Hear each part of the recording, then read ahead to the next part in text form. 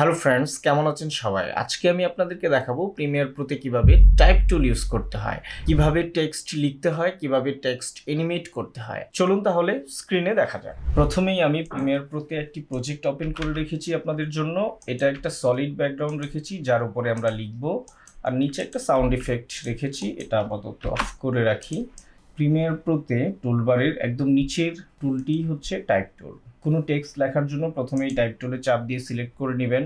দেন আপনারা এখানে ক্লিক করে যে কোনো কিছু লিখতে পারেন। চলুন আমরা একটা কিছু লিখি, প্লিজ সাবস্ক্রাইব। খুব সহজেই প্রিমিয়ার প্রোতে টাইপ টুল ইউজ করে যে কোনো টেক্সট লিখে ফেলা যায়। এই টেক্সট টুলটা সিলেক্ট করে আমরা ইফেক্টে এসে ইফেক্ট কন্ট্রোলে যাব। কন্ট্রোলে গিয়ে এটা হচ্ছে আমাদের টেক্সট, এবং এখান থেকে চাইলে আপনারা ফন্ট চেঞ্জ করতে পারবেন।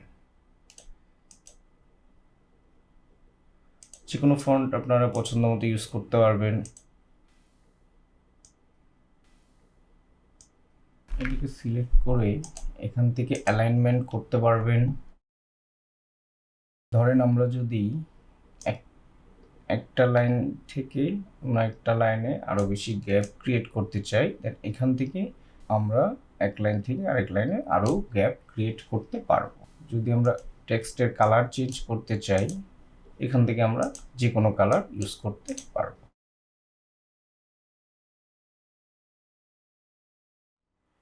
স্ট্রোক ইউজ করতে পারবেন আপনাদের ইচ্ছা মতো,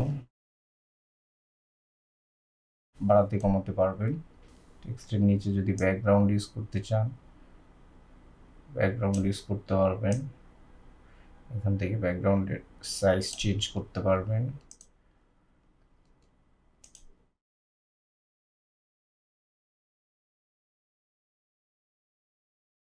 এখান থেকেও টেক্সটের পজিশন চেঞ্জ করতে পারবেন, রোটেট করতে পারবেন। এখান থেকে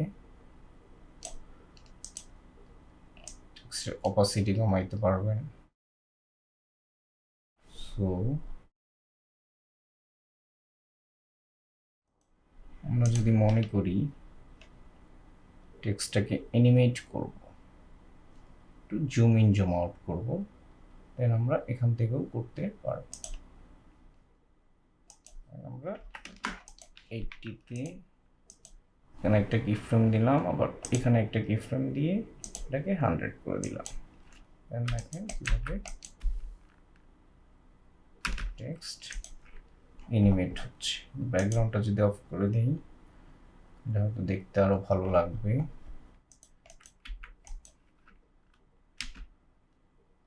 টেক্সট অ্যানিমেট হচ্ছে।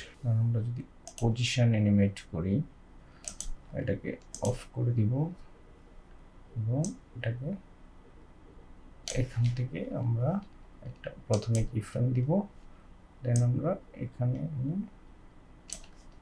এটাকে এখানে রাখবো। এখান থেকে আমরা এবার যদি প্লে করে দেখি, আপনারা আপনাদের ইচ্ছে মতো টেক্সট অ্যানিমেট করতে পারবেন। সাউন্ডটা যদি অন করে দিই,